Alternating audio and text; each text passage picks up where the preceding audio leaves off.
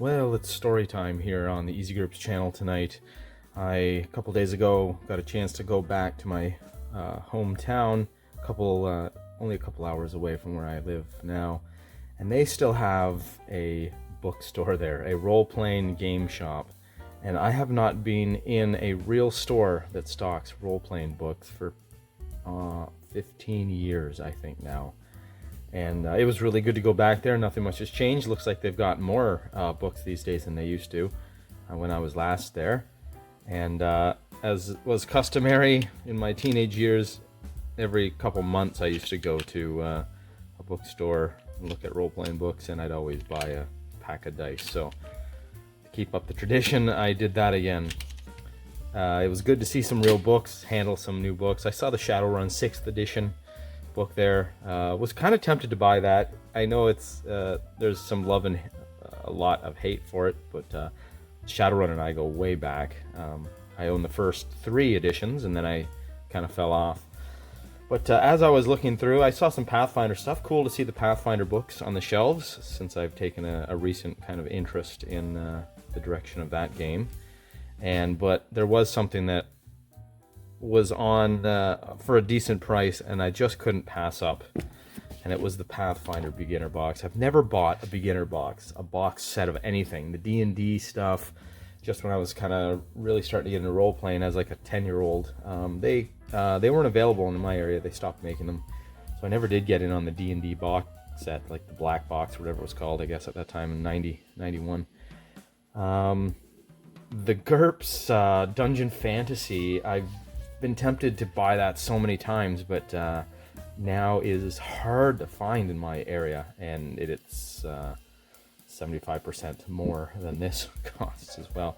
And I've got a good handle on GURPS, to be honest. I don't care for the high character point starting values for the Dungeon Fantasy stuff, as you see on my channel.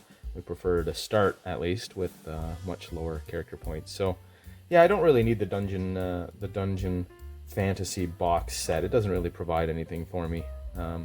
I'd take it as a collector's item more, I guess, but I'm running out of room on my shelves. So this, though, this is cool. Now, I just took off the wrapper, and I was going to just open this sucker. I don't care for doing unboxings or anything, but I never have anything to unbox, let's be honest.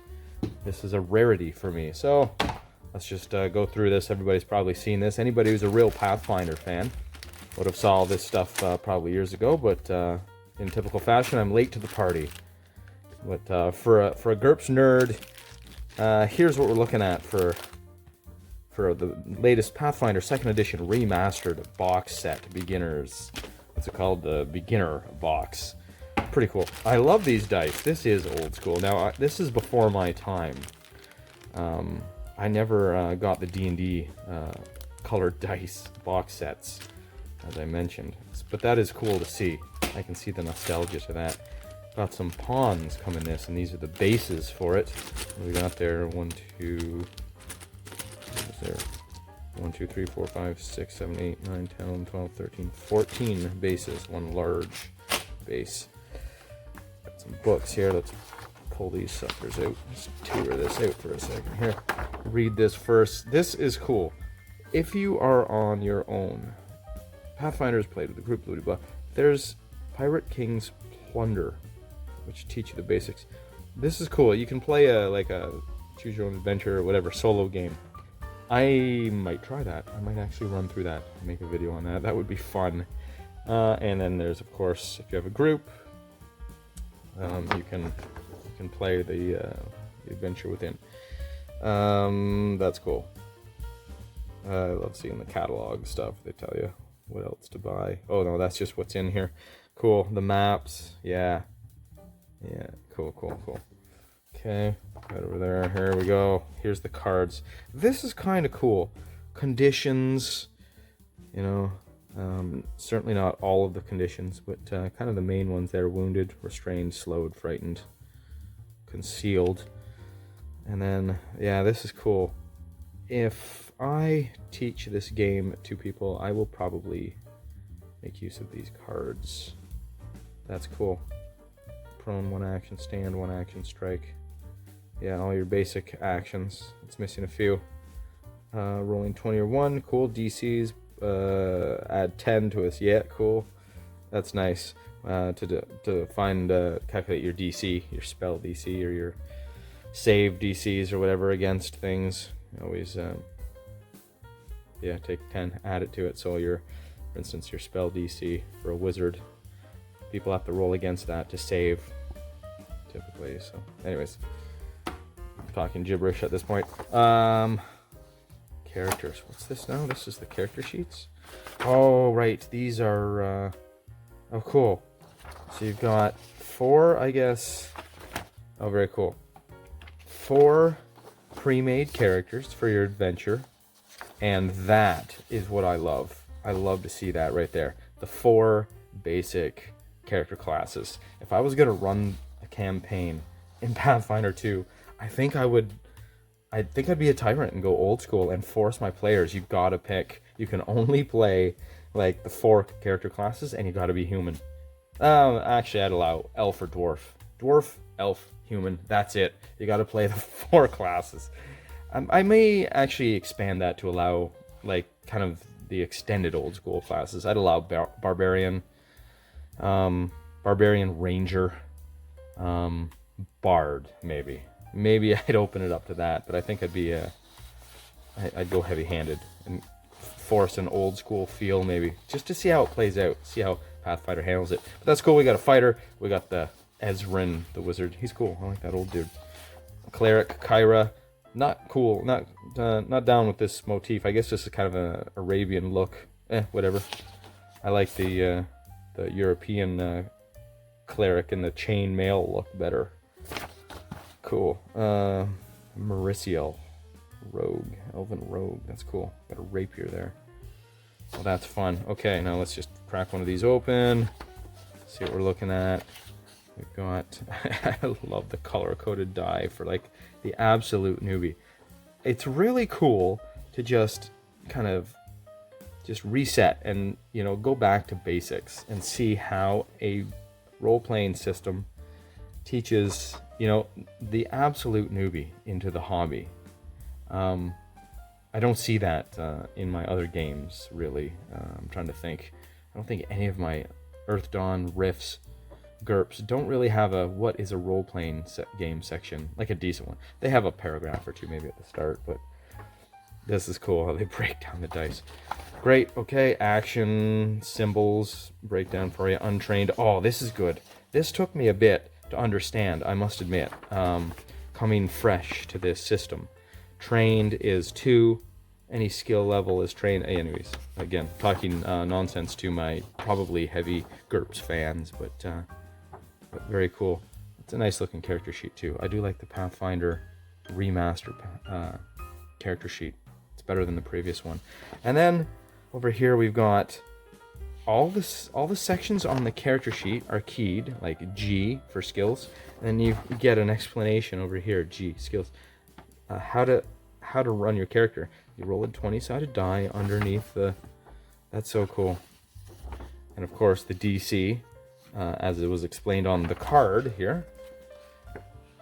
DCs, you add 10, so you take your skill, diplomacy, say there, +3, so you add 10 to that, so 13, so then I have to roll 13 or under on my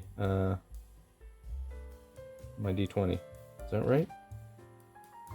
No, I had a +3 to my roll to beat the DC. No, yeah, the DC is something else. See, there we go. I'm still learning. I'm getting it backwards in my head as I speak.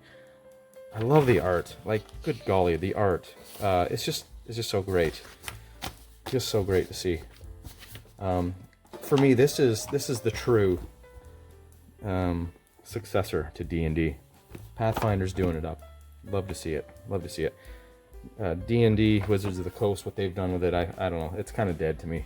I'm not interested in that hereditary line of D&D. Pathfinder has got my interest.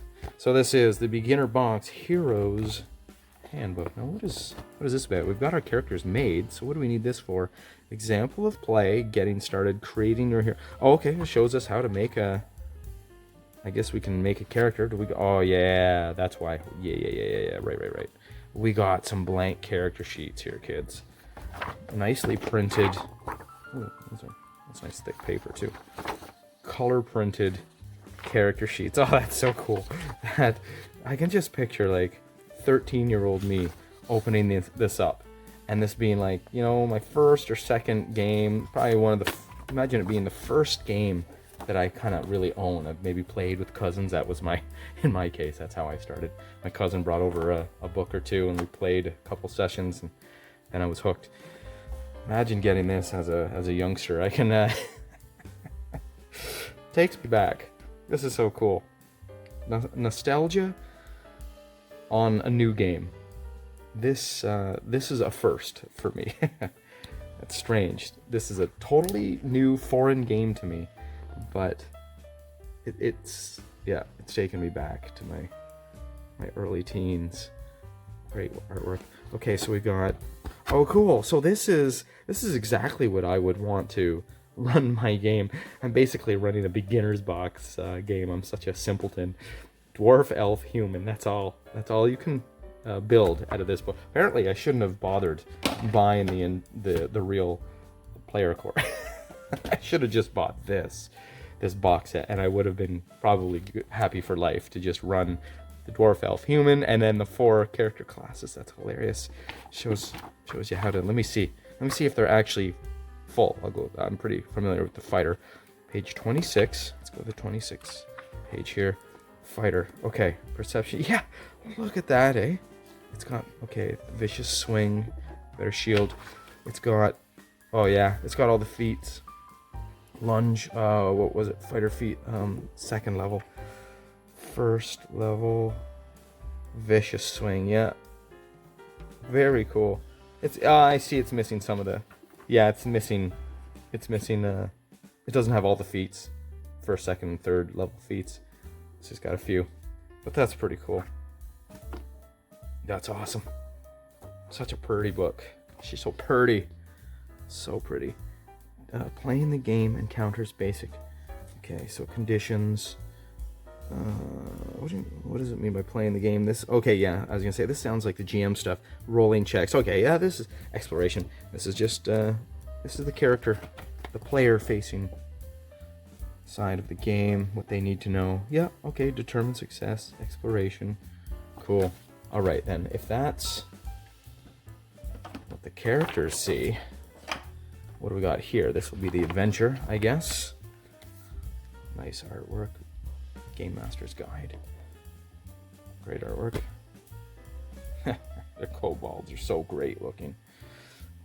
Quick rules reference. I like that. That is handy. That's like a Game Master screen right on the back. I did buy the Game Master screen, by the way, which is the nicest Game Master screen I own, easily. They organize it nicely. The font is large, surprisingly large on the Game Master screen. Bigger than I care for it to be. I'd rather fit in more rules, but this is so cool. Even the Game Master gets a little legend for his dice. For total newbies. Total newbies. I love it. I love that. Okay, this is so cool. So this is the, I don't know what we're looking at here.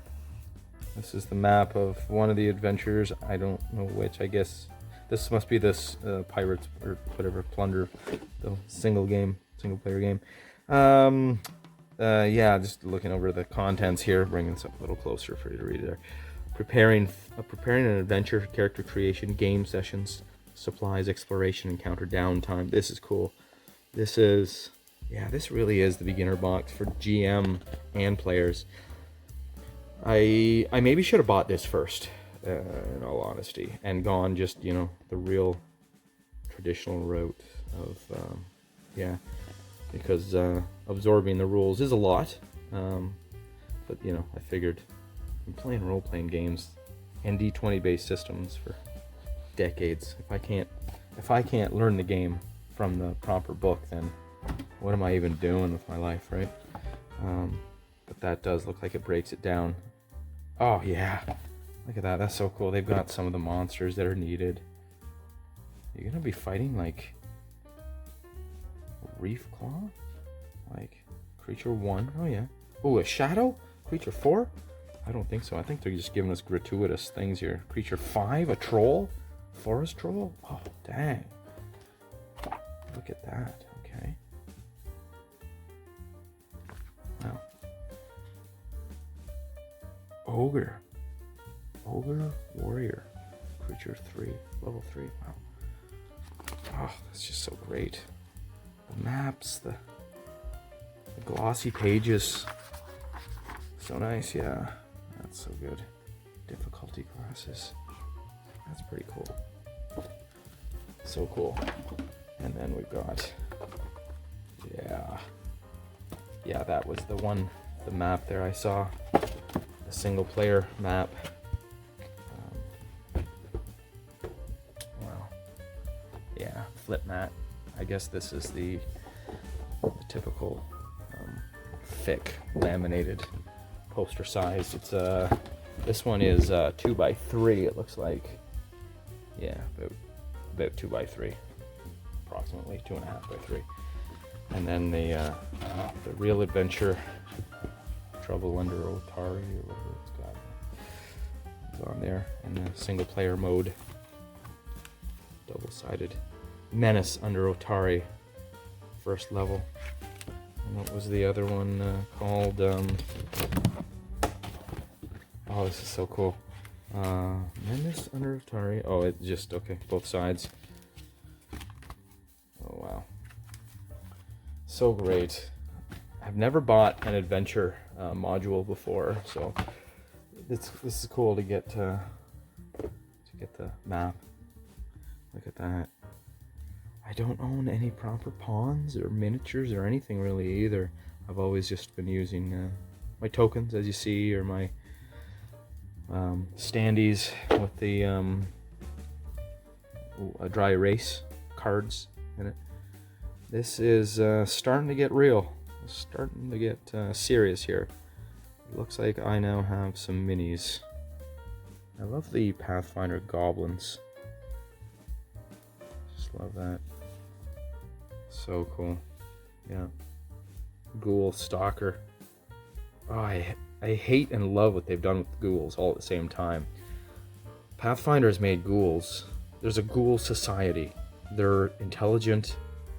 Don't really like that as a player. Like the feel of that in the world.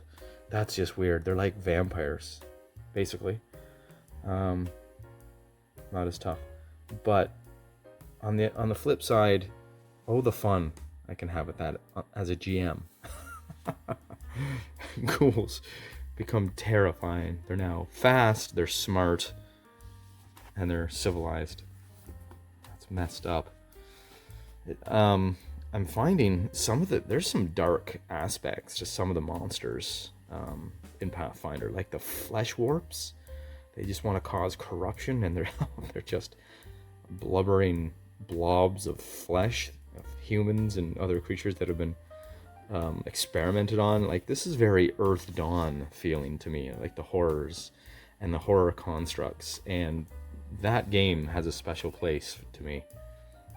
And now I'm starting to consider, what would it be like to run a horror themed, Earth Dawn like dungeon delve using Pathfinder. I might just have to try that. We will see. And what's this in the bottom of the box? Pathfinder Society. Oh, right. Exploration, intrigue, away. This is the organized play stuff. This is like their living world. People run stuff, I guess, and they submit the outcome to the community, and they kind of track progress. And that's really cool. That is a really interesting aspect to this game, how it's such a huge, vibrant community. Again, something that's kind of new to me with my smaller, I guess, niche games that I typically play in GURPS, Earth Dawn, what have you. That's cool. Some advertisements, so that's great. So once you buy the beginner box, then they show you, here's the full game. Oh, that's so cool. I can just picture little 13-year-old easy GURPS sitting there looking at this at night thinking, yeah, I can save up for that. Counting my money.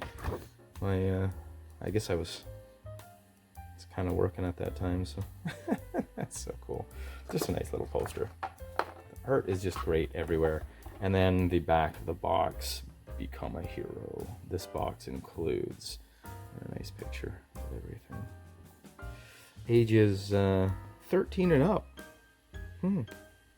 I was too young when my first game I think I was 8. The first time I played Palladium's TMNT, Teenage Mutant Ninja Turtles and Other Strangeness.